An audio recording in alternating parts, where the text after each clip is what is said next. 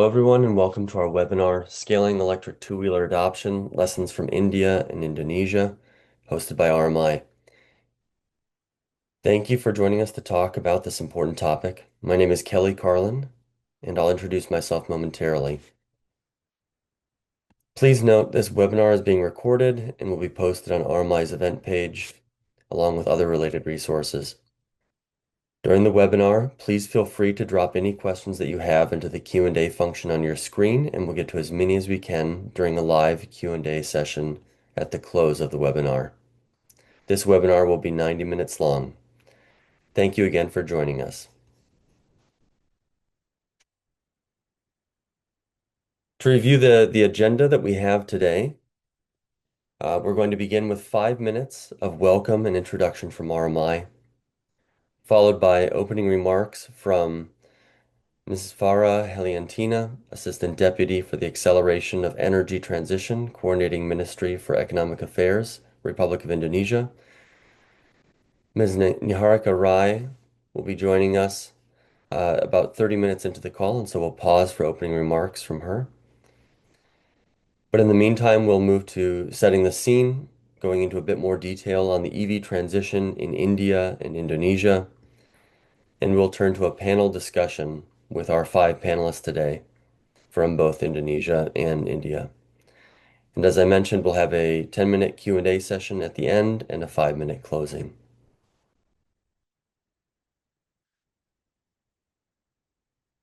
And just to review, we have the Q&A box on your screen. You can use that to submit questions throughout the session. And this meeting will be recorded for note-taking purposes. Please let us know if you have any concerns.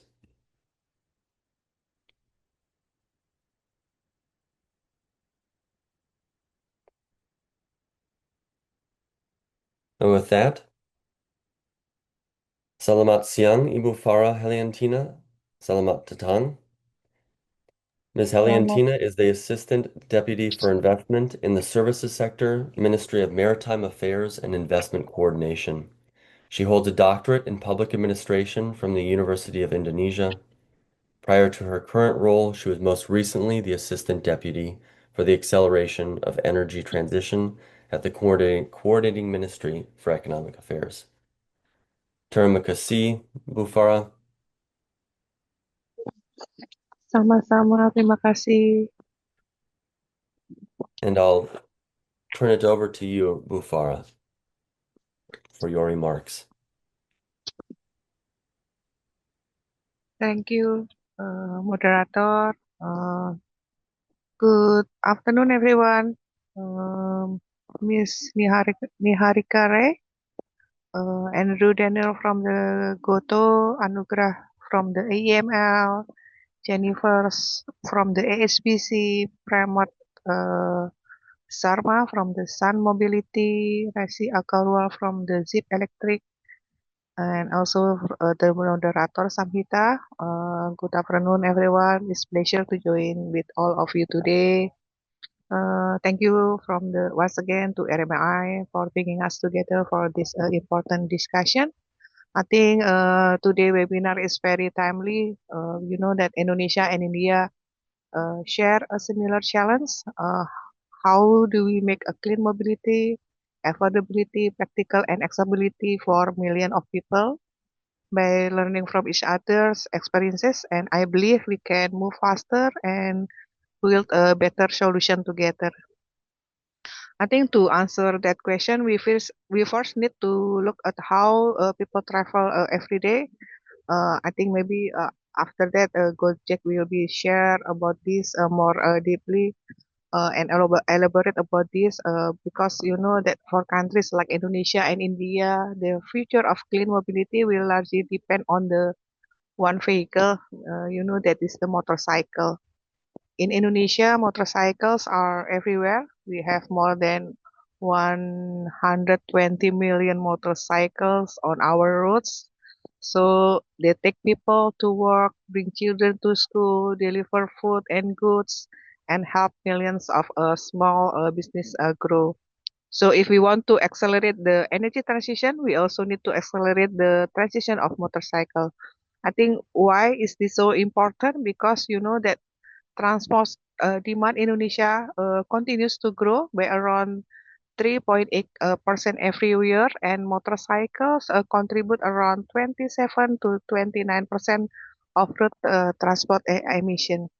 So, electric motorcycles still account for only 0.9% of new motorcycle sales. I think for us, this is not only a challenge, it is also a huge opportunity because our goal is to have 12 million electric two-wheelers on the road by 2035. But for Indonesia, electric mobility is not simple about selling more electric motorcycle. It's about building also an ecosystem. We are improving policies, providing incentive, supporting domestic industries, expanding charging station and battery swapping facilities, and making financing more accessibility. At the same time, we are taking a dual approach. I already meeting this morning with some colleagues in the ministry. We encourage people to buy a new electric motorcycle while also supporting the conversion of existing gasoline motorcycle into electric ones. This allows more people to join the transition at a lower cost. We started our motorcycle conversion program in 2022. It has given us a valuable lessons, and we plan to strengthen and expand the program starting in 2027. We also seeing more certified conversion workshop, new opportunities for vehicle, and more green job being created. Of course, challenge is still remain. People will choose electric motorcycle when they are uh, as easy, as practical, and as affordable as conventional motorcycle. I think this is why our next priority is improving the overall user experience, better batteries, more charging station and battery swapping networks, easier financing, better after-sales service, and policies that give confidence to customer and investor. When electric motorcycle become easier, I think to own and easier to use, adoption will naturally to grow. Ladies and gentlemen, I think this is why cooperation between Indonesia and India matters. We are solving the same challenge in different ways. I think Indonesia has a valuable experience in financing, better swapping, and expanding the electric two-wheeler market. I think Indonesia can strengthen in manufacturing industry, developing and integrating a battery value chain, and building a broader EV ecosystem. If we share what we works, learn from what does not, and continue working together, I believe we can move faster than working alone. So that's why collaboration here with RMI, also with the India, I think is very help us to grow in the market in the motorcycle, electric motorcycle. I think that is for me. Thank you very much, and enjoy the discussion. Terima kasih, Bu Farah.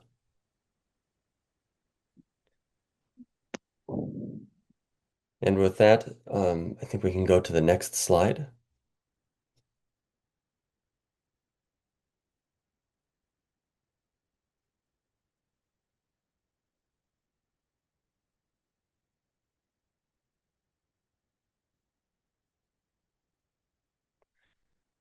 So before going into more detail on Indonesia and India, where I'll turn to my colleagues, I would just like to set the scene looking at the global EV transition. We can go to the next slide.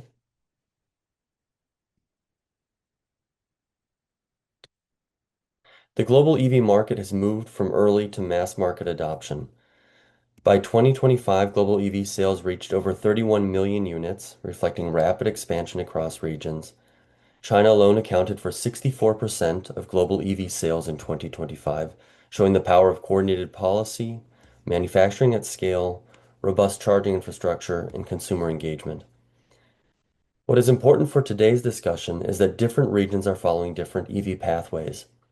China's transition has been broad, Europe and the US have been more car-led, while India's transition and Indonesia's are being shaped by two and three-wheelers. India's EV market grew 17-fold between 2020 and 2025, from around 0.13 million to 2.28 million units. This makes India one of the fastest growing EV markets globally, but with a different adoption pattern. Southeast Asia is also emerging quickly, supported by targeted incentives, import duty exemptions, and growing industry participation. The key message is that there is no single EV transition model. For global South markets, the relevant question is not whether to replicate China, Europe, or the US, but how to design EV strategies around local mobility needs, affordability, energy security, and industrial opportunity. India's experience is especially relevant because its EV transition has not been car first. It has been led by the segments that matter most for everyday mobility and livelihoods.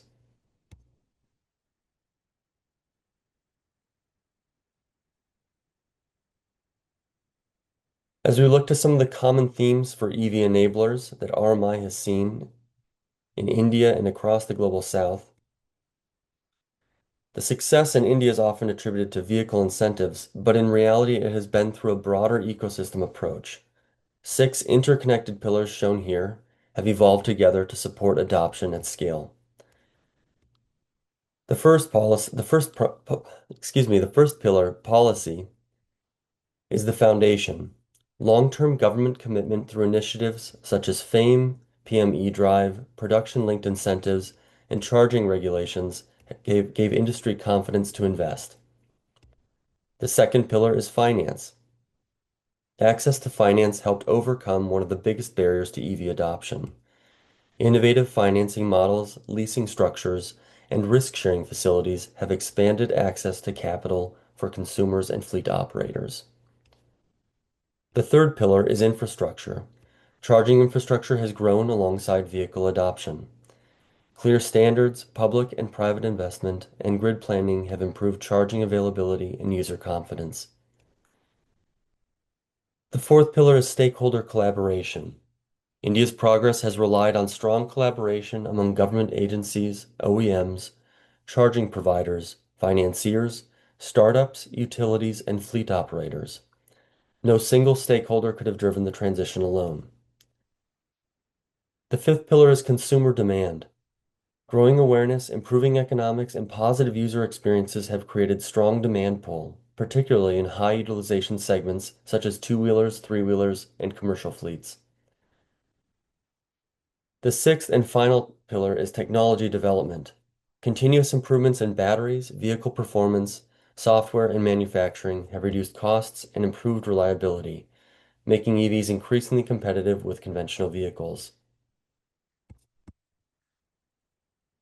And now we can turn to the Indonesia case. I'll hand it over now to my colleague, Mr. Iliad Lubis, manager with our Southeast Asia program. Over to you, Iliad. Thank you so much, Kelly, for the overview. Next slide, please. So Indonesia's electric two-wheeler journey is at the beginning of a potentially significant growth pathway. While the market penetration is still quite low, the country is poised to exponentially grow as guided by an ambitious national target. Indonesia is a large economy with over 280 million population, with about 85% of its household owning at least one motorcycle, or roughly about 145 million registered motorcycles in 2025. The government has also committed billions of dollars to strengthen the electrification of the transport industries. Next slide. There are several key factors that can help Indonesia increase the market share of electric two-wheelers. It starts with the ambitious target of having 13 million electric two-wheelers on the road by 2030, along with the necessary swapping and charging stations. There are also several domestic brands that have started to gain the positive reputation among consumers. The government had also rolled out purchase subsidies until the end of 2024, which is expected to be restarted in the next few months. Other factors include trade incentives on importation, non-fiscal policies on subnational levels, such as public transport electrification, and an emerging domestic battery manufacturing base that leverages on Indonesia's critical mineral resources. Next slide. That said, while the economics of owning electric two-wheelers are better than owning ICE bikes in the long run, the adoption rate still relies heavily on effective policy incentives. From 2020 until 2022, the adoption rate was increasing, but only marginally. It wasn't until January 2023 when the purchase subsidy of 7 million Indonesian rupiah per EV bike was launched and increased the sales exponentially. However, we then saw a drop in sales when the subsidy was taken out at the end of 2024. In 2026, the electric two-wheeler sales are expected to grow organically, albeit at a marginal pace based on increased trust in electric two-wheeler products, developing charging infrastructure, and financing availability. Next slide. With respect to policy support, they can be categorized broadly into three segments: supply side, demand side, and infrastructure policies. On supply side policies, there should be fiscal incentives that can target a more competitive supply chain and increase local content. On demand side policies, a clarity and consistency on the subsidy regime is needed, especially towards ride-hailing operators. While on the infrastructure policies, incentives and concrete strategy to standardize the battery and charging infrastructure are definitely needed. Next slide. On financing solutions, there are instruments or tools that can increase lenders' appetite and liquidity in the market. They include capital or credit enhancements that can mitigate risk and improve financing terms.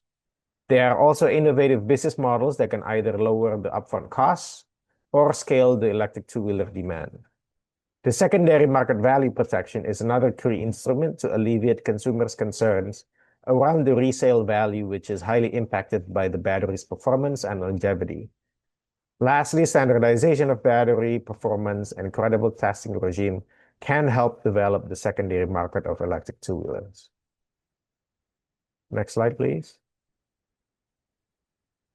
And I'll pass it back over to Kelly for the next segment of the webinar. Thank you so much, Kelly.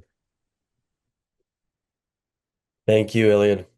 And now I'll hand it to my colleague, Ms. Chetna Nagpal, with our India program, manager with our India program, to show us a bit about the India case. Over to you, Chetna. Ellie, hi everyone. I'll briefly cover how India's electric mobility journey has evolved and what are the lessons that we can draw from India's electric mobility journey. Let me begin with a quick snapshot of India's EV market, how sales have increased from 0.3 million in 2021 to now 2.4 million in 2025, primarily driven by two and three wheelers, but also we are seeing greater growth in other segments as well, be it electric car sales, buses, through public procurement programs, trucks, as there's a use case in high utilization fleets. If I talk particularly about two-wheelers, they are particularly important because they dominate India's overall vehicle market.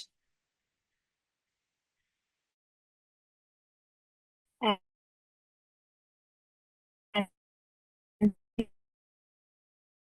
they support everyday commuting, delivery service, and the design-led approach has helped attract early adopters. And as a result, EVs now account for around 15% of electric scooters of total scooter sales. Within this segment, electric motorcycle is the next new frontier, and motorcycles account for nearly 2/3 of India's two-wheeler sales.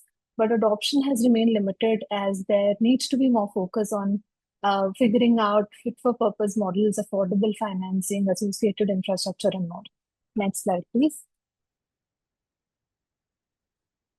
This is a quick snapshot of India's EV journey, policy journey primarily.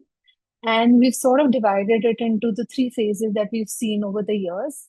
The first focused on creating early demand through the first plan by Government of India, which was National Electric Mobility Mission Plan, and the flagship policy that came into place a few years back, which was faster adoption of manufacturing of electric vehicles, and some initial charging infrastructure guidelines that help spur the ecosystem. The second phase, which was testing the market through the second phase of the FAME scheme, and several states coming up with their electric vehicle policies, tighter emission standards, as well as a major focus on manufacturing bit through production-linked incentive schemes. And lastly, what we are seeing now is market transformation and driven by specific policies catering to EV ecosystem broadly, focus on charging, battery management, etc. And most recently, we've seen Delhi electric vehicle policy, one of the state's union territories in India. And that policy combines incentives and ecosystem support and has a long-term signal specifically for two-wheelers where it sort of mandates that there'll be only two-wheeler registration starting April 2028. So, however, we've seen significant policy growth. There's also need to focus on affordable financing, particularly for commercial riders and first-time borrowers that I'll cover in the next slide. Next slide, please. Financing remains a key barrier, as we all would agree. And to cater to it, there's a risk sharing facility that was created by Small Industries Development Bank of India, SIDBI, and Shell Foundation, where they both pooled in money in terms of $3 million each, creating a $6 million facility to unlock $81 million in commercial lending. The aim was to expand access to EVs for approximately 50,000 two-wheelers and three-wheelers. And the facility helps NBFCs, non-banking financial companies, to extend credit to riders who might otherwise face higher interest rates. By enabling financing to these lenders, by enabling lenders to build EV portfolios and generate repayment and asset performance data, the facility also sort of strengthened confidence in the sector and improved future lending decisions. That's on the risk sharing facility that is being created to spur and to support two and three-wheelers both. Alongside these supporting policies and affordable financing, there's a need to also focus on coordinated action among stakeholders to generate consumer awareness. Next slide, please. To generate consumer awareness, Government of India's policy think tank Niti Aayog came up with a campaign called Shunya Zero Pollution Mobility Campaign, supported by RMI. And there are three key components of this campaign. First is corporate engagement, wherein we've been able to bring together 250 plus industry partners.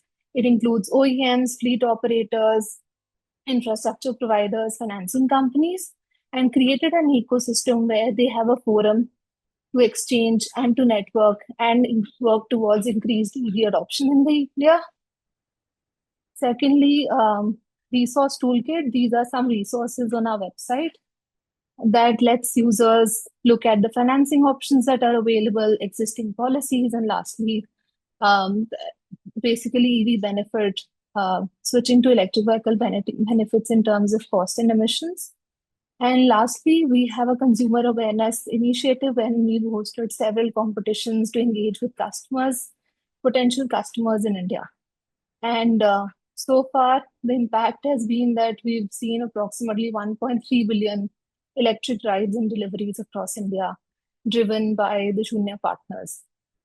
This campaign is again a snapshot that market transformation requires government leadership, viable business models, accessible finance, and reliable infrastructure.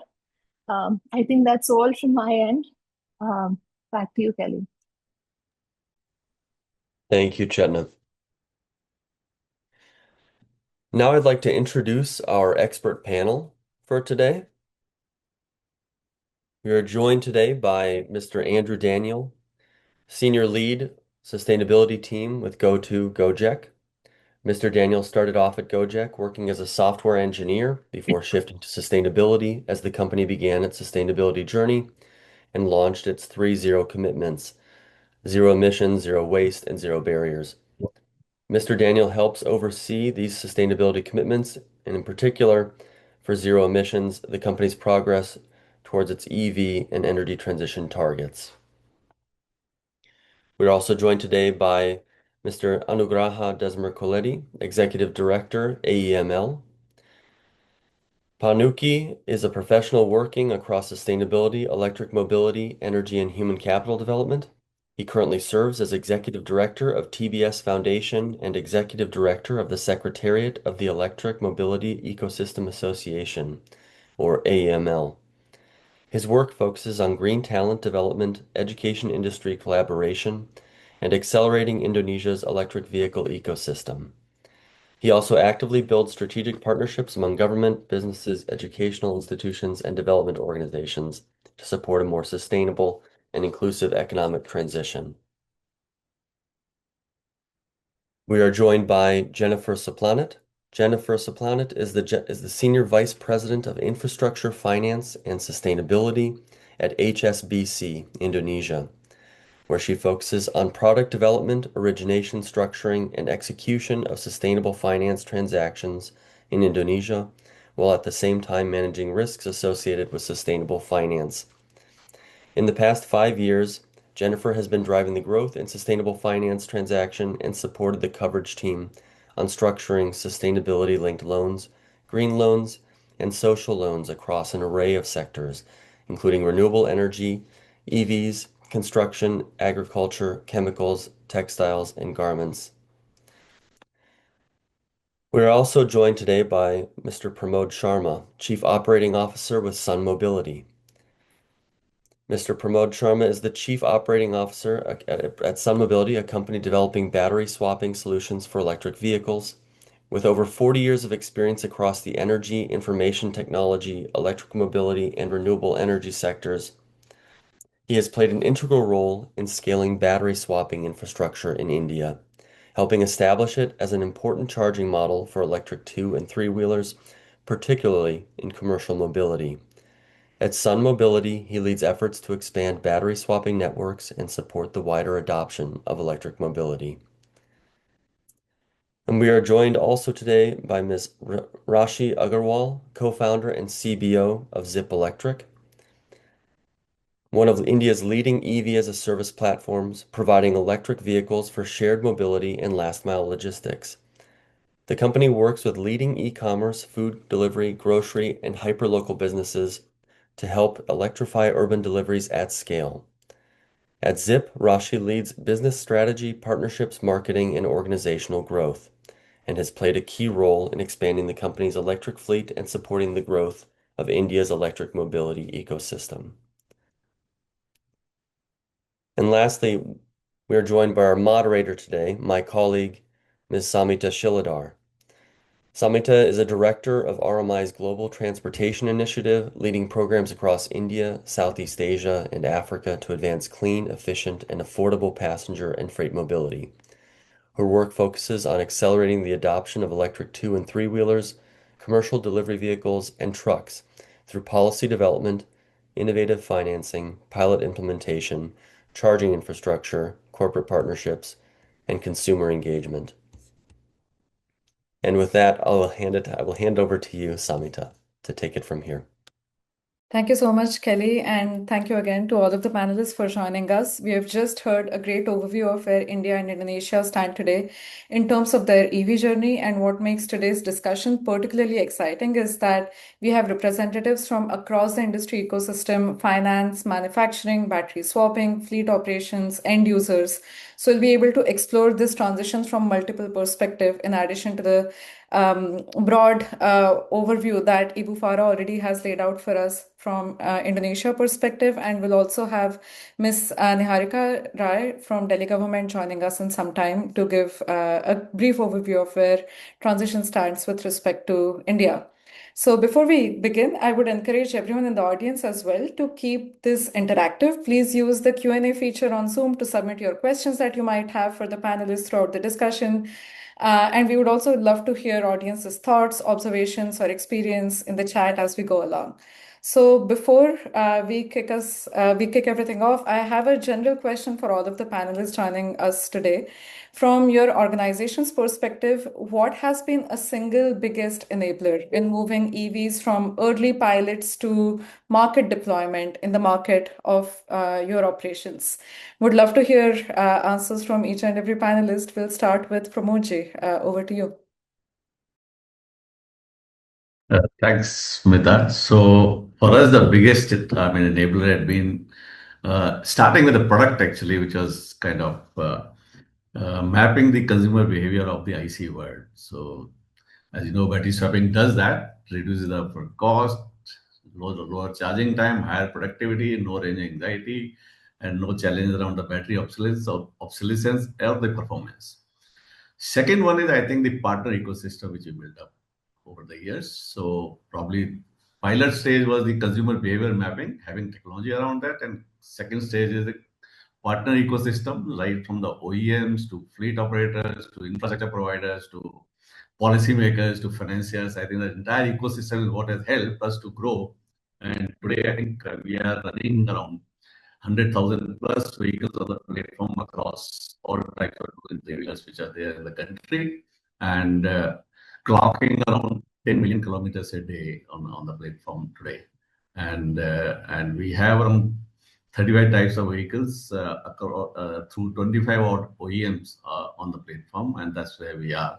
So thanks to partner, I think I'll call for scaling the partner ecosystem is what is one big thing which has been the enabler. Thank you. Thank you for sharing that. Andrew, curious to get your thoughts from Gojek perspective. On what battery swapping in particular? No, just generally, what do you think from your organization's perspective? What do you think has been a single biggest enabler in moving EVs? I see. So interestingly enough, I don't actually think that there's anything uniquely special about the ride-hailing industry when it comes to EVs. I think what happened was the emergence of electric vehicles in Indonesia coincided with the pandemic at the time. And so a lot of people fell into hardship, including our driver partners, and a lot of them had to sell their ICE or their bikes that they had at the time.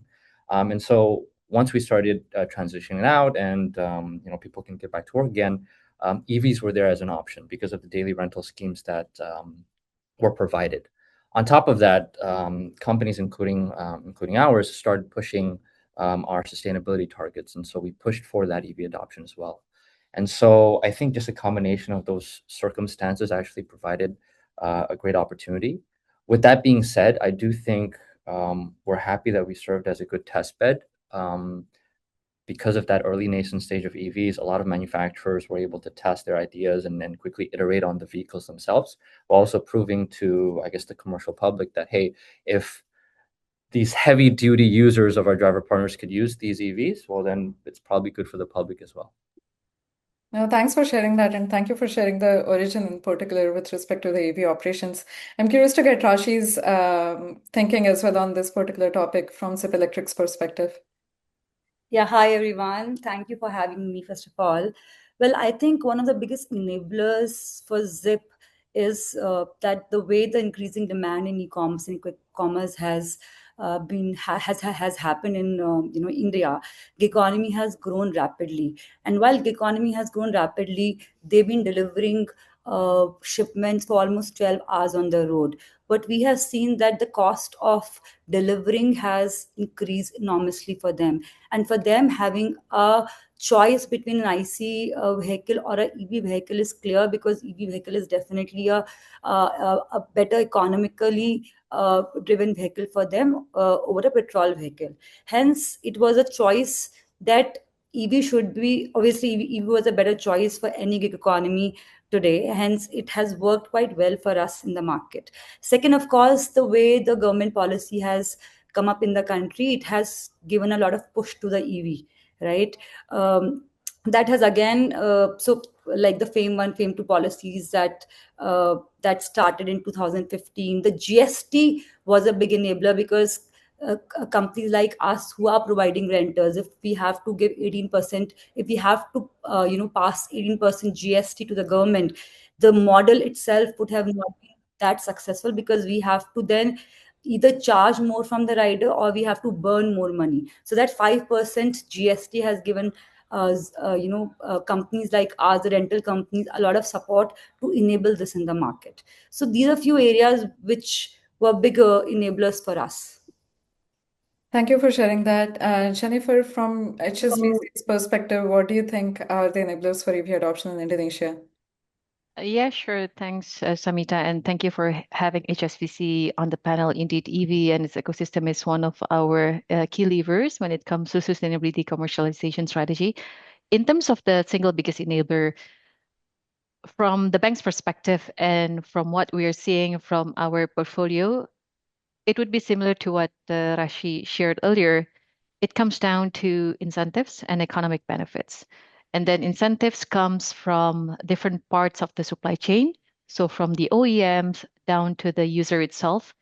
And and I'm talking not just the two-wheelers, but the EV overall. For example, for the four-wheelers, there's this even and odd exception. Many of the Indonesians or even Jakartans would be familiar with this requirement. And there's the tax incentive. And when I talk about the economic benefits, definitely with having more affordable options to the buyers on the EV side, that also gives enabling that in itself as an enabling factor, because then the buyer can calculate the overall cost of owning the EV itself. And certainly, maybe this is more for the four-wheelers, the fuel price hike following what happens in the Middle East. That is definitely the key enabler that we're seeing, especially in the first half of the year. Thank you for sharing that. I'm curious to get Panuki's perspective as well, especially as an association of electric mobility across Indonesia. I think you represent a lot of voices of different OEMs in the market. Curious to get your thoughts in terms of what supports EV adoption. Yeah, I think what support EV adoption, because we are coming from the association that believe in the ecosystem. I think to have the electric mobility ecosystem in place is the number one, the important thing for us. That combines the policy in place and infrastructures, also the growing industry manufacturing, also the fleet operator as well as the financiers to enable to open up all the opportunity for the financing innovations. So I think all comes together into the word of the ecosystem. And in Indonesia, we believe that it needs a collaboration and then orchestrations among across ministries and also institutions. So if we leave it alone to the private sectors, I think we still need a lot of hands to help us in terms of policy. Bu Farah and Pak Iliad mentioned earlier in the presentation that the consistency in the incentives and also other policies. I think that's very important for us to navigate the growing and then the industry moving forward. I think that's from me, Samita. No, thank you for sharing this perspective. I think there are lots of common themes in terms of affordability, policy, finance, different business models and partnerships, and I would love to unpack each of these dimensions with our panelists going forward. My first question is for Andrew. Ride-hailing and delivery fleets have emerged as some of the earliest and fastest adopters of electric two-wheelers in particular across both Indonesia and India. What do you think makes these market segments particularly well suited to electrification in terms of two-wheelers? And what lessons do you think these segments can have for rest of the segments in terms of EV journey? Sure. Thanks for the question.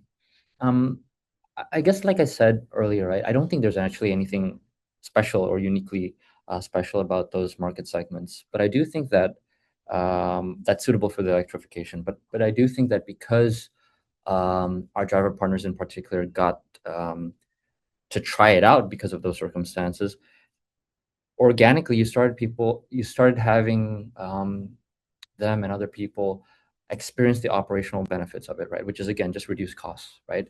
Cheaper fuel, plus once you add in reduce operational costs, you can save up to 30%, right? And maybe looking at those the heavy duty usage in those markets, those savings compound much more than any personal usage, right? So I think perhaps that has been what we've seen so far. affordability and operational, I guess that compounding benefits has been what we've seen. Yeah. Yeah, thanks, Andrew. Rashi, a follow-up question for you from Zip's experience. You already touched upon different incentives, and Andrew also mentioned about affordability generally. Which policy interventions in India do you think have had the greatest impact on making electric two-wheelers in particular commercially viable for fleet operators, for gig workers? And where do you still see biggest policy opportunities that need to be addressed? You're on mute.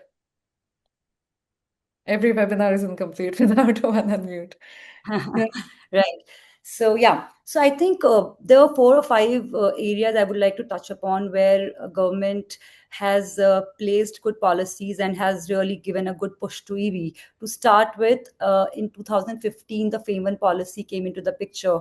That ran for good 4 or 5 years and gave a good push. It was a 10 crore budget and almost gave a 10 to 15,000 per two-wheeler based on 15,000 kilowatt per hour on the battery capacity, which almost drove 9x market multiplier effect in the two-wheeler industry. Second was again the FAME 2 subsidy, which is also linked to providing subsidies to the e-wheeler scooters, right? That was the start of the policy, which gave a good push in the industry. Second was the PME drive, which last year only initiated by the government. Again, this policy was, I would say, an extension to FAME 1, FAME 2 subsidy.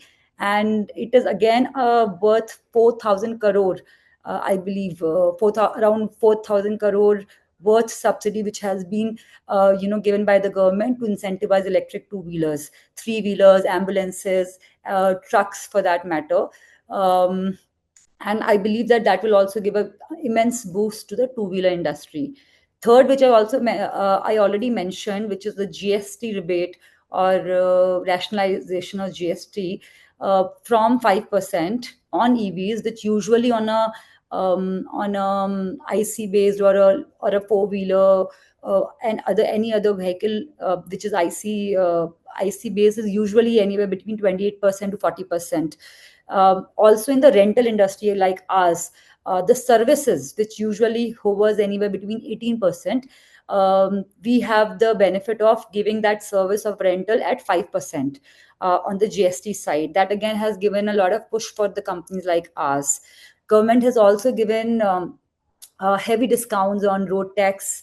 In some places it is zero, right? And it is there in almost 20 plus states today. Also, recently, a strong Delhi EV policy has come up, which has enabled very interesting thoughts on the swapping side. Now, the scooter without having a battery can also be subsidized. They have tried to encourage swapping as a model also in the industry. Also, one of the biggest lever I see that especially Delhi state government has come up with is banning the new two-wheeler petrol vehicles by April 1st, 2028. So these are few policies which definitely has given a great push to the EV industry, I believe. And what was the second question? I think just this mainly, and especially from the gig workers and fleet operators perspective, where do you see there could be more policy opportunities going forward? See, one is, I would say,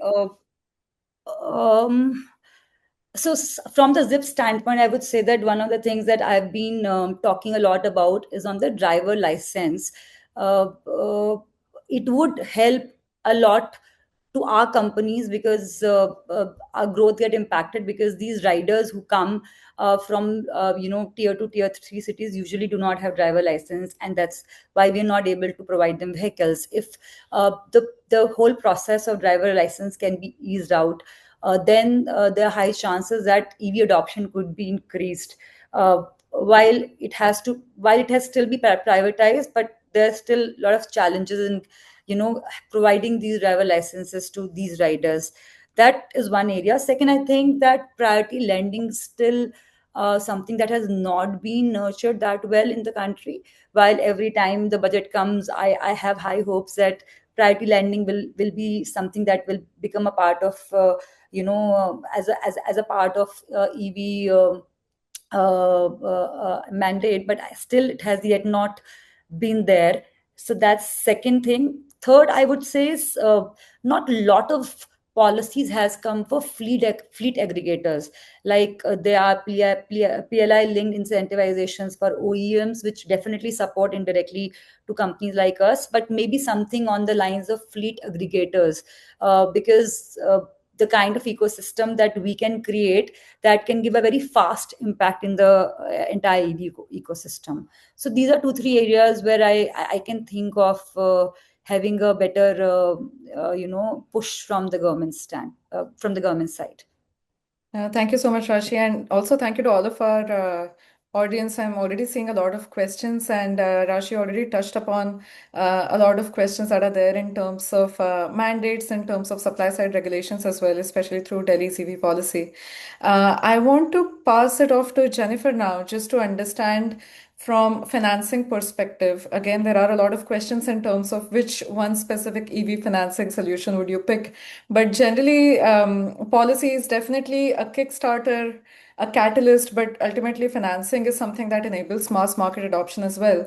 So, from your perspective, what are the significant risks that are still there in EV lending, and what is, per the audience, what is one solution or suite of solutions that you think can support with EV adoption? Yeah, sure. So when I want when I talk about the EV financing, obviously I'll be representing like the whole ecosystem, but not just the specific EV products. So again, looking at this ecosystem, there are different risks depending on where the supply chain of the particular EV that the bank is financing. For example, when we talk about the upstream side, then this would be around the mining and metals related. Definitely the most significant risk that we see is the ENS due diligence. And because the upstream players, it would require a lot of investment, and then the size of the project would be significant for the bank to really conduct a proper ENS due diligence. And then with the situation in Asia, most, if not all of the upstream players, they would or they are still dependent on coal, which is something that might create a different set of challenge, especially from the bank's perspective.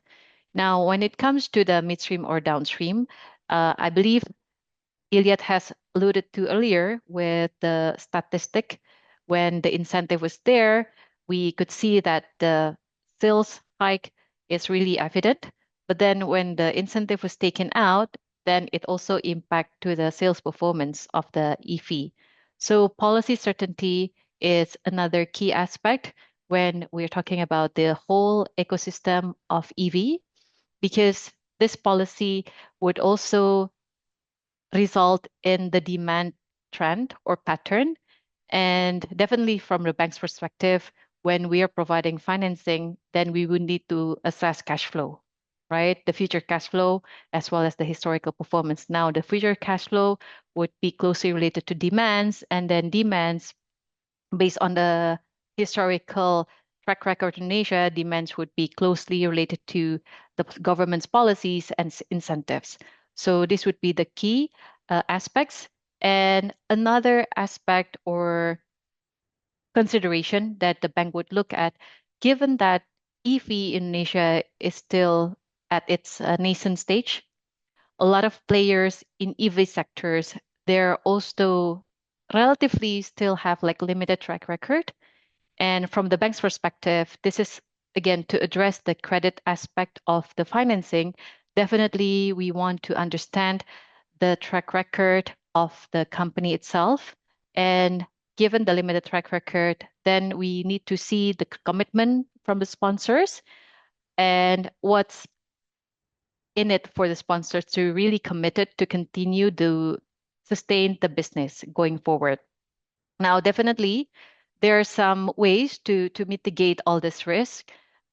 We also see from the previous sharing, like risk participation, like the case in India. And this is just one element of potential blended financing that we can explore when we talk about EV. There is a risk participation, there is a guarantee mechanism, there is a co-financing, and then there are plenty options of blended finance, depending on the financing needs, depending on the size of investment that is needed. And when we talk about the upstream, where there is a huge investment cost, we can also work together with an expert credit agency, depending on where the equipments are imported from. That expert credit agency can provide some sort of guarantee. So the risk from the bank is also can be made lower. And we can also mobilize more capital because there is a security on the back of financing that we provide. And not just the size of the financing, also the tenor of the financing can be made longer because there is this collateral arrangement that the bank can rely on. Oh, thank you, Jennifer, for sharing that. That was very comprehensive in terms of looking at concessional finance as well as different business models. So it's a very comprehensive overview.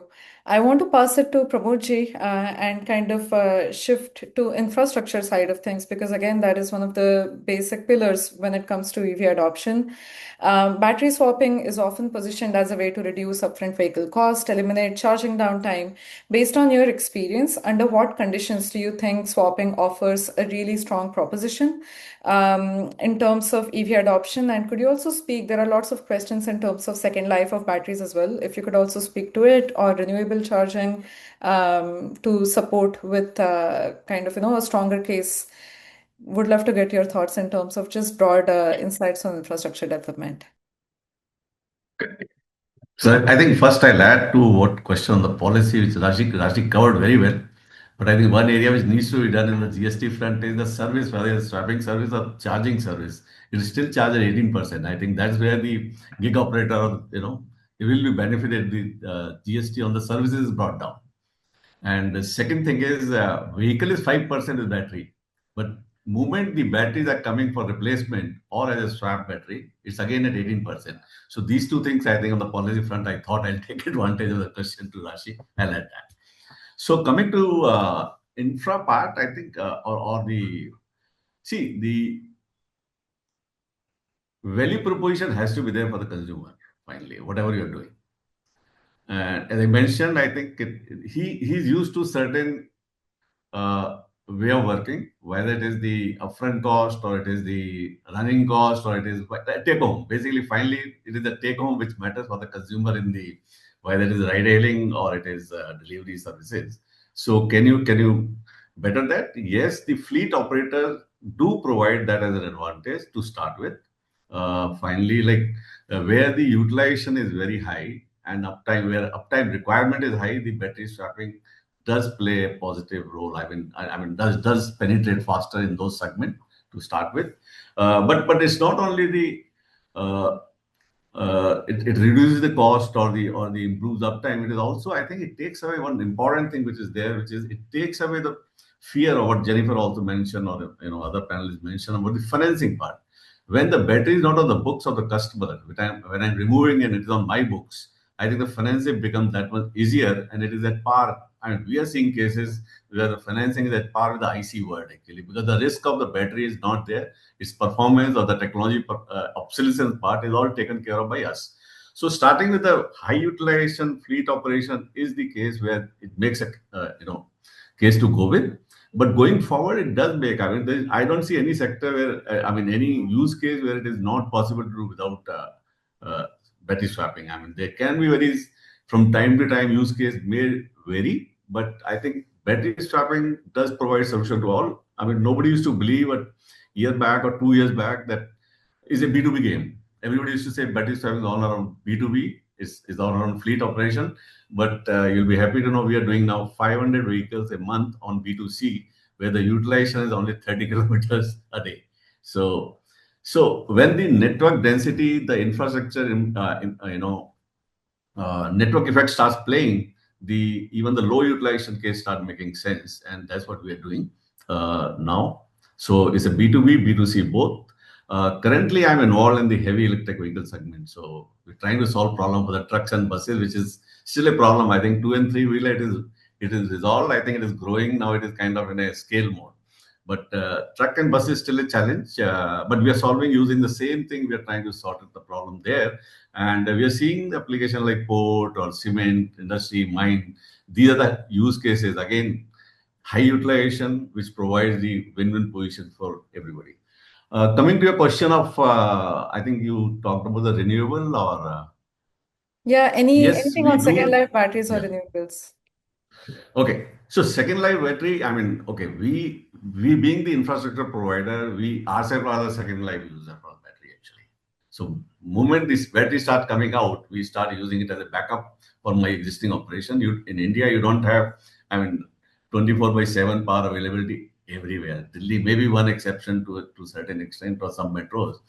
But moment you go out of Delhi, even in Noida or Ghaziabad or this side on Gurgaon, you need a backup power. So that's where we plan to use the batteries as a second life. And third is, I mean, any case, recycling. So, so there are use cases available for the second life. Important thing is how do you manage that? How do you come to know how good is your remaining life of the battery? That's very important. So since we are also maker of the battery, so we understand how to extend the life, how to take out the bad cells, and how to repurpose the cells into the new battery. So we are able to do that within our own ecosystem, and I think the BAS in any case as a technology and as a requirement is growing. In our heavy vehicle segment, I am having kind of 4-hour backup to the BAS, so that is coming through first life as well as second life batteries.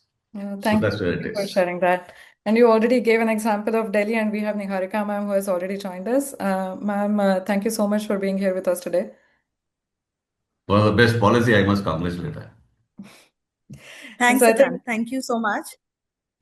Yes, thank you so much, ma'am, for joining us. Srimati Niharika Rai is an Indian Administrative Senior Officer, Service Officer at AgMed Cadre, and currently serves as Secretary cum Commissioner with Transport Department at Government of Delhi. She's leading Delhi's efforts to advance clean, inclusive, sustainable mobility.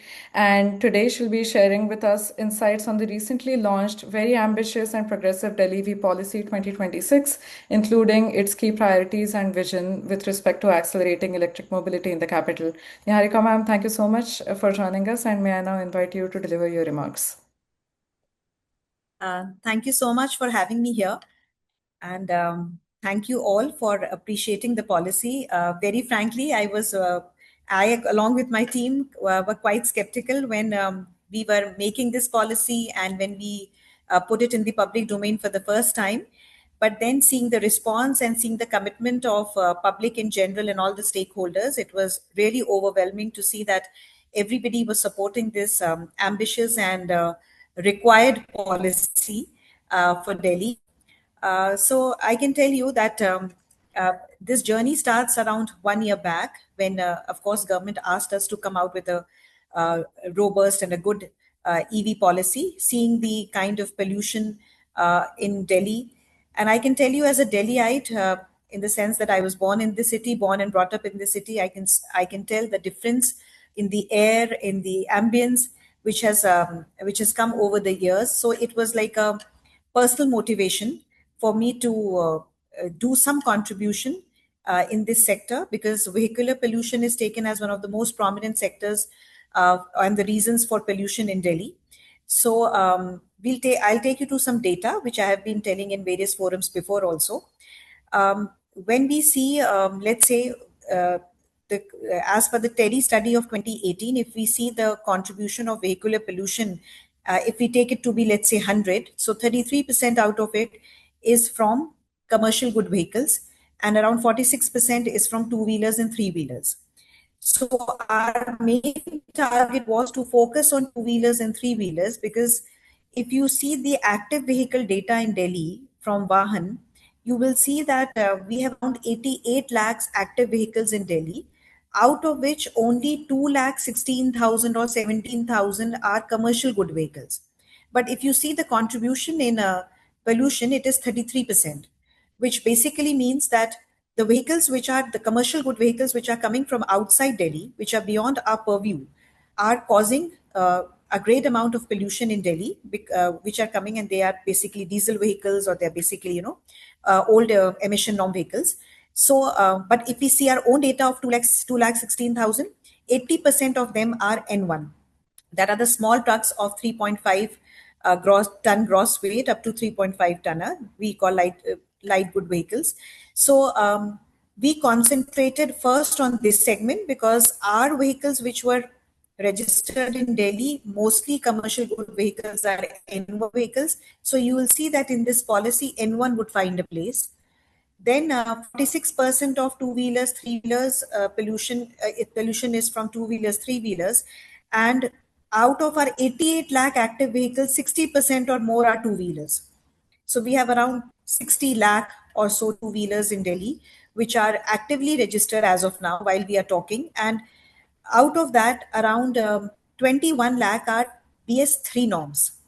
So we had to cater to this segment to start with. Therefore, you will find focus on two-wheelers and three-wheelers in our policy. So these three segments we focused on. And then after seeing all this data, we started our journey of talking to various stakeholders, getting inputs from the market that whether for these segments we have enough supply for EV in the country, in Delhi. And then we realized that around 4 to 5 lakh two-wheelers are bought and sold in Delhi every year. So that kind of supply is available for two-wheelers. And then we saw the price difference between an EV two-wheeler and between an ICE two-wheeler, because first time we were thinking of introducing a mandate in Delhi, and you just can't ask public to start buying something very expensive until and unless you bridge that gap by offering them subsidies. So we did some analysis and we found out that the average cost of ICE vehicle, or so the traditional vehicle, is coming out to be 60 to 80,000, uh, taking into consideration the road tax and the registration fee and so on. And if we see the capex cost of EV, it is somewhere ranging between 1 to 1.25 lakhs, an average one. And then we were offering scrapping incentive in this policy for BS3, BS4 and below vehicle to be scrapped. That was going up to 10,000. 30,000 we offered as a up to 30,000 we offered as a purchase incentive. Then of course there was saving of 10 to 12,000 on the road tax and the registration fee. So eventually the cost of EV vehicle was coming down for a common man up to ICE or even cheaper than that. The only thing that we focused on was Indianization, because we took those models for purchase incentives which were included in PME drive scheme or PLI scheme, basically the schemes which ensured Indianization. So this was one part which was focused on. So with this, we reached to the conclusion that for a common man, we can give affordable EV at a lower price than ICE probably, if we may bring this mandate. So we worked on the carrot and stick approach. We offered incentives first, and then we brought the mandate. So this is how this mandate concept was accepted as far as the majority of the two-wheeler people were concerned. Similarly, for three-wheeler, we offered a lot of incentives. And since we have a cap of number of three-wheelers in Delhi, up to 1 lakh, so we saw that from the data, only 5,000 or so people come every year for replacing their CNG autos. So we had a target that from coming 1st January, these 5,000 people should be converting it to EV every year. So we started the mandate early for them, and again, the enough supply is available. It's true that EV three-wheeler is a little costly, but then if we see the running cost, it was coming down really low. And as Pramodji was saying, that battery swapping is a very important integral part of two-wheeler and three-wheeler segment. In fact, that's why if you will see that in our policy, we have offered it both for plug-in charging infrastructure vehicles, as well as the ones which are without battery, so that battery swapping can be promoted. This is one thing that we emphasized on, because if you take a vehicle, a two-wheeler or wheeler without a battery, the cost will go down immensely. And this would help them to bridge the gap between the ICE and the EV vehicles. And for a three-wheeler person, it was envisaged that one charge per day would be required during operations, when he or she would be on the road. So we actually wanted to promote battery swapping with it so that it saves time for the person, or we go for fast chargers so that the charging happens in, like, let's say 20 to 40 minutes. So keeping into consideration all these segments and all these different facets, we came out with this policy. And because this policy focused on problems as well as solutions, we tried our best that we should not propose anything which is just out of the air, which does not have a legal backing or a data backing, or which cannot be implemented on ground. So giving mandate to N1 from 1st January and to three-wheelers from 1st January was quite ambitious thing. But very frankly, I'd like to tell you that we did not get that much of resentment from these segments as was expected, because the kind of incentives we and N1s are, which are electric, are already free from uh, no entry timings. So there were a lot of active and passive considerations, because of which the people from these segments accepted it. And we are hopeful that we will, with the coming and as the time progresses, we will see implementation of this policy in a positive manner. Only thing that I personally feel that the success of this policy depends upon is creation of adequate charging infrastructure in a timely manner. Because though it is a well-known data-backed fact that 70% of the two-wheelers, three-wheelers are charged at home with the existing load, but it is our duty as a government to provide public charging infrastructure to people. And government, through the Power Department and DTL, the Delhi Transco Limited, which is the nodal agency in this, is working day and night to make this a success. In next few months, we should start seeing charging infrastructure coming up in Delhi. Plus, we have also requested all OEMs that they should create their own charging hubs, which they are doing anyways. If you see in the policy, we have made it compulsory for dealers to do it at their dealing stations. So we are expecting that a lot of charging infrastructure would come up in the next few months, because that is what the success of this policy depends upon. And we have sent a lot of proposals from here, from Delhi government to Ministry of Heavy Industries, Government of India, under PME Drive scheme, to ask for charging infrastructure as per their norms. And they have already sanctioned a lot of charging infrastructure, which is going to come up soon. And so we have funding from there also. And otherwise, government is quite committed that 1,000 crores of money has been kept in the policy period for creating of charging infrastructure, around 250 crores per annum. So government is also quite supportive that if we don't get funds for charging infrastructure from anywhere, government is committed to create it. So that is one part, the charging infrastructure. Plus, the second part is ensuring adequate supplies. So we are seeing that two-wheelers and three-wheelers are coming up with new models every day. Only thing we are promoting is Indianization, and we have adequate supply. So that should not be an issue. And we have put in the policy that the one who obtains subsidy from here should not get an NOC for 3 years, just to ensure that if you are getting a subsidy, you have to apply that vehicle in Delhi, because we are this is not a revenue earning policy. This is a pollution curbing policy. So idea is that the fleet here has to change to two-wheeler to EV. And that's why we focused on completely pure EVs in this policy to start with, because we are targeting zero emission norms. That's why EV was eventually decided to be only EV. And that is how we want to, plus we are not forgetting a very important segment of trucks and buses. So if you see that Parivartan scheme of Government of India has been launched recently, which gives a lot of incentives if you convert your BS4 and below trucks and buses to EV light good vehicles in Delhi, or to MGV and HGV for BS6 or better norms. So this segment, which we did not touch upon because we were aware this policy is going to come from Government of India, so we focused on the remaining segments, and therefore these trucks and buses are targeted through Government of India scheme, and both the portals will be linked. Our portal, as you know, is operative already, and Parivartan portal is going to be launched very soon, and our policy portal will find a place there, because for N1, the incentives are available both in EV policy of Delhi as well as Parivartan policy, being a small size truck. So That's why we were able to bring the mandate, because we knew that N1 category is going to be benefited from both the policies. So that's why we focused on like that N1 category, we were able to mandate it. So plus PME Drive has given us 6 locations for putting chargers for transport vehicles as well, because these vehicles will require heavy charging investment. They need 240 to 360 kilowatt hour of charging hubs, and the upstream investment is also very high in them. So they have sanctioned few of them, and government is going to create for rest of the places.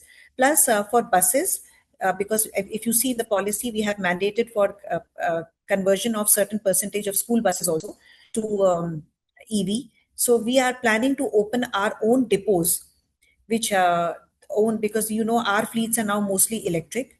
So our bus depots chargers will be opened in consultation with concessionaires for the private bus charging and the private heavy vehicle charging, so that in the non-peak time, so that the private buses which even think of entering Delhi as EV can get a adequate charging infrastructure here. Plus the buses which are being hired by schools can also get a place, because personally I feel it will be very difficult for school until and unless it has a fleet of its own, which is owned by it. It will not be interested in creating a charging hub, because that is too costly for them.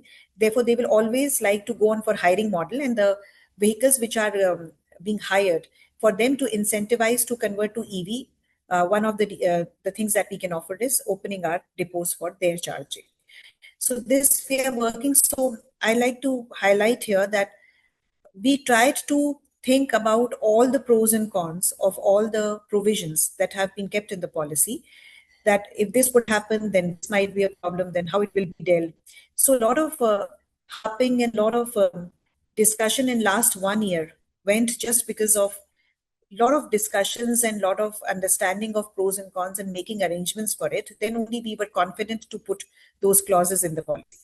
So since we have a lot of stakeholders here, I seek support of all of you to make this policy a success. Of course, this policy is different, being very ambitious, because being bringing mandate for the first time. But seeing the kind of pollution and the kind of gas trap region we live in, I think this is the need of the hour. We have to adopt certain stringent measures, and I would like to compare this revolution to CNG, because as a kid, when I can say that when CNG came, it was an overnight decision.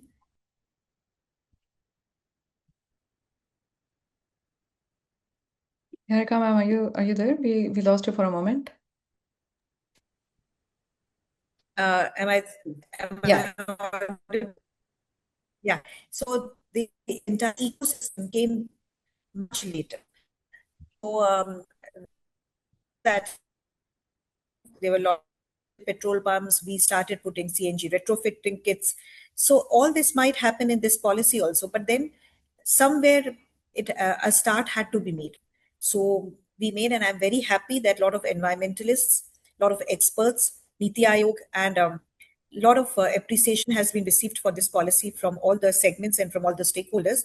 So I'm very thankful to them on behalf of Delhi government that the initial reactions are very good, and I just seek support of all the stakeholders to make this a success model on the ground. Thank you. No, thank you so much, ma'am, for sharing all of your insight. I think right from demand side to supply side policies, how supporting infrastructure, technology innovation needs to happen in terms of adoption, and also the sequencing of a lot of these things offer really valuable insights in terms of the entire EV journey for Delhi as well as broad India. We also heard from Ibu Farah before, from who is Assistant Deputy for Energy Transition Acceleration at Coordinating Ministry of Economic Affairs in Indonesia. She also shared a lot of insights in terms of Indonesia's EV journey. So I feel like there are just a lot of learnings that can be drawn in between both of these countries in terms of the EV journey for Global South broadly. I want to pass it to Panuki from AEML, just to kind of double click on one of the points that Niharika ma'am also mentioned in terms of product quality and partnerships. From your perspective, as someone who is leading AEML in terms of the overall Electric Mobility Association in Indonesia, Where do you think there is opportunity for better collaboration between different stakeholders, and what different partnerships can really unlock the next phase of market growth for Indonesia? Okay, thank you, Samita. I think product quality should be coming back to the concern whether it is durable, also highlighting about the consumer experience, stress anxiety, and etc. etc. So the product quality means everything's including the electric two-wheelers itself, the infrastructures, the battery reliability, and etc. etc.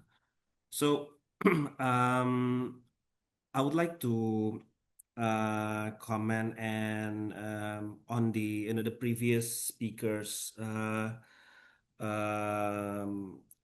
presentation regarding to the productive fleet. So when we are talking about the incentive taking place in 2023, 2024, yes, the graph it seemed to be like spike and then becoming slowing down again. So starting to 2025, EML seeing, so maybe perhaps we should, shifting from the B2C to the B2B. So this is where the lesson learned that we got from the B2B, that targeting the right segment, I think it is really important to advocate for incentive policy. That includes the electric two-wheelers for the last mile delivery, the light commercial vehicles, and perhaps also the heavy-duty logistics. Because Indonesia, the government fuel subsidy burden each year is more than and around USD 4 billion rupiahs. So meaning if we can shift this targeted segment into EV, I think we can help a lot the government, especially in this moment of time where the oil prices spikes and there's a pressure needs for the government to also to reduce the fuel subsidy.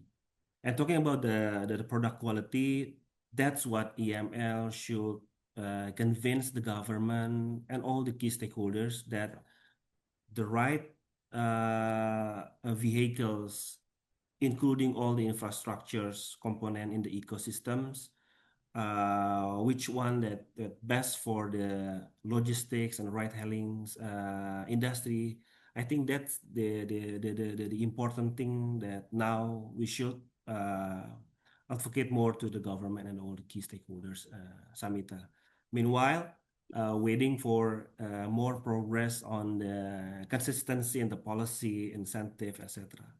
Again, I really appreciate what the India has been done so far. The FAME 1, FAME 2, and then last year they began with the EV policy and then start to banning the two-wheeler ICE vehicles in 2028. And along with the implementation of Shunya, I think something that we need to learn more, yeah, from India. Thank Thank you you, so Samita. much. Thank you so much, Vanuki. I know we are very close to the end, but before we close, I really want to finish with a quick rapid fire round. I'll ask everyone the same three questions. We are aiming for short answers, ideally less than one sentence. But the idea is it's a chance to leave us with one final takeaway from today's discussion, and also would love to encourage the audience if they want to share their answer in the chat as well. So the first question for all of the panelists is, if you could export one EV related innovation or idea from your market to the rest of the world, what would that be? We will start with Pramodji. For me, I think is a scalable modular multi-battery swapping technology, which is what we would like to export because we are unique, frankly. I mean, two and three wheeler we do. I mean, from one battery to four batteries. Well, thank you so much, Jennifer. Starting from two wheeler to N1 vehicle, we do the same thing for the buses and trucks. I mean, that's where we are different, I think. So we would like to take that solution so that it meets all pocket, in the market. All pocket Thank you so requirement in the much. market. Yeah. Jennifer, your thoughts? Yeah, so given Indonesia is still at its nascent stage, from financing perspective, maybe it's too early to share what we could export, but definitely I'm keen to see more and more blended finance to really correct to support the financing of EV and its ecosystem. Thank you. Rashi? It would be the EV as a service model. I would like to export that to other parts of the world, maybe decoupling the vehicle from the person itself. Yeah. Yeah. Andrew, any thoughts? Probably the rent to own model that we've been seeing with our driver partners, daily rents until they can finally own the vehicle themselves. Thank you. Thank you for sharing that. Panuki? Yeah, I think India has very large market of electric two-wheelers, while Indonesia still we are confident to say that we have all the critical minerals like nickels and as well as the cobalt and as well. So I think I would say maybe we can be the power hub of the region by maybe exporting a good quality battery either for charging and for battery swapping and also for the logistics and other purposes. Yeah, that's a very practical answer. Thank you so much, Panuki. Second question for all the panelists. What is one idea that you heard today that challenged or reinforced your thinking, just based on such wealth of knowledge that we got? Again, we'll start with Pramoji.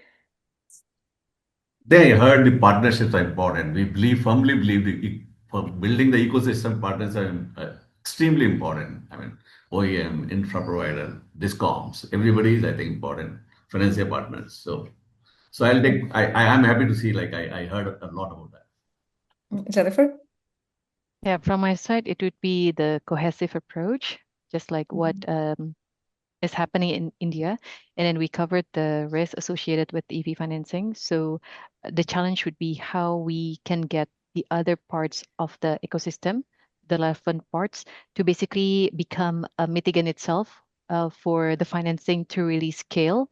For example, involving a ride-hailing company like GoTo as part of the, off-taker of the EVs, and then financing is basically structured involving the three parties, so to say.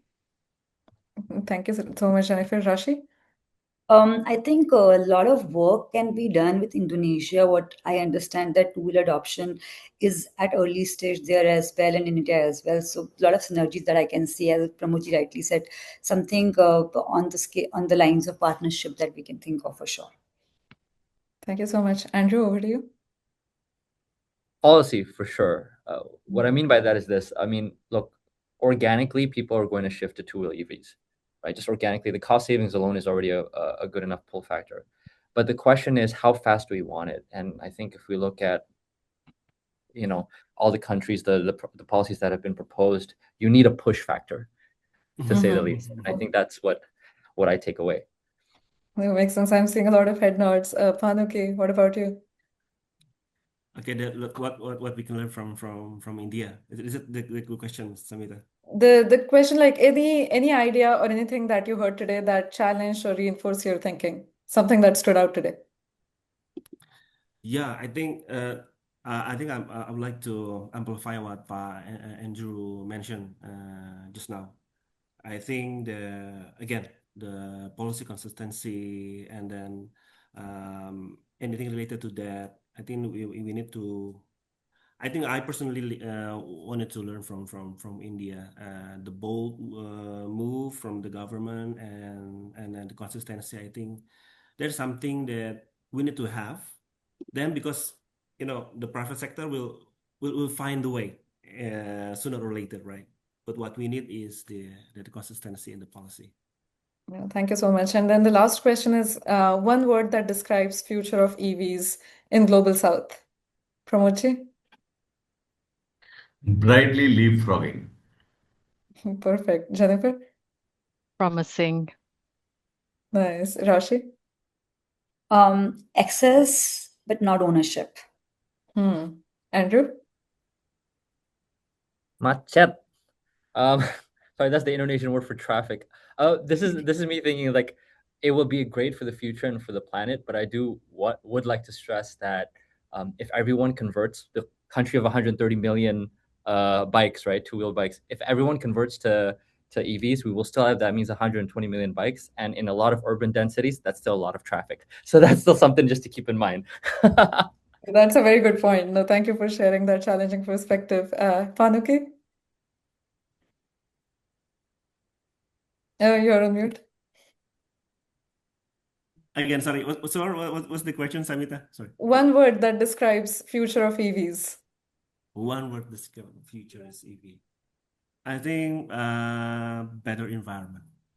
Perfect. Thank you so much. Thank you so much for closing us off on this note. And again, thank you to all of the audience and panelists. I think today's discussion has highlighted that while India and Indonesia both are at different stages of electric mobility journeys, there are so many underlying common themes and opportunities which are remarkably similar. Hopefully, today's conversation is just the beginning of deeper knowledge exchange, partnership, collaboration between a lot of stakeholders that are here today. I would like to extend my sincere thanks to all of our distinguished panelists, both of our speakers, for generously sharing their insights and experience, and to everyone in the audience who joined us today and contributed with such thoughtful questions. Once again, thank you so much. Terima kasih, dhanyavad, and we look forward to continuing this conversation in future collaboration.